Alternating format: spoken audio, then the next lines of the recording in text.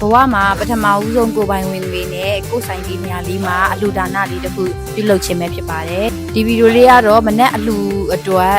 ခုနေရာလေးတွေချပြီးတော့တန်တန်ရှင်းရှင်းလေးဖြစ်အောင်ခဏလေးတို့နှစ်ယောက်ဒီလိုချာလေးတန်ရှင်းလုပ်နေတဲ့ဗီဒီယိုလေးပဲဖြစ်ပါတယ်ကိုယ်တိုင်ဦးစီးပြီးတော့ကျင်းပတဲ့အလှူလေးဖြစ်တာမို့လို့အရန်ကိုရင်ခုန်ရပါတယ်အလှူမှာကျွေးမယ်ဓမ္မောက်ကူလေးတွေကလည်းရောက်လာပြီဆိုတော့ဒါခဏလေးအဖုံးလေးတွေပြင်ပြီးရောနေရာလေးနီနီညာလေးဖြစ်အောင်စီထားလိုက်ပါတယ်ဘာလို့လဲဆိုတော့အဲ့လိုမှအဖုံးမခွင့်ထားရင်ဓမ္မောက်ကြီးကဣသွားတတ်ပါတယ်ဘဝမှာပထမဦးဆုံးပြုလုပ်ရတဲ့အလှူဖြစ်တာမို့လို့အရင်တော့စနစ်မကြပါပဲဒီနားမှာလူကြီးသမားတွေကဝိုင်းဝန်းပြီးတော့ကူညီပေးတဲ့အတွက်ကြောင့်မို့လို့အရာအလုံးကအဆင်ပြေပြေချောချောမွေ့နဲ့ပြီးစီးသွားပါတယ်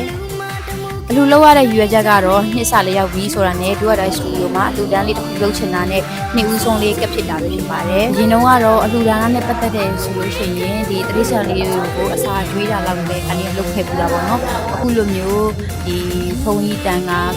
ပြီးတော့ဒီခုနှစ်သားသမီးအပေါင်းကိုအလှူဒန်းပြတာလေးတော့ဒါပထမဦးဆုံးဖြစ်တဲ့အတွက်ကြောင့်မို့လို့ရှင်ထဲမှာဝမ်းသာ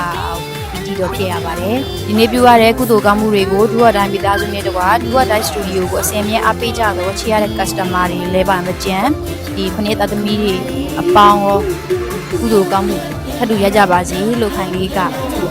စုမွန်ကောင်းတောင်းပေးပါတယ်ရှင်ဒါလေးကတော့ဒုဝတိုင်းမိသားစုဝင်တွေပဲဖြစ်ပါတယ်နောက်ဗီဒီယိုတွေလည်းတင်ပြီးကြည့်ပေးကြပါအောင်နော်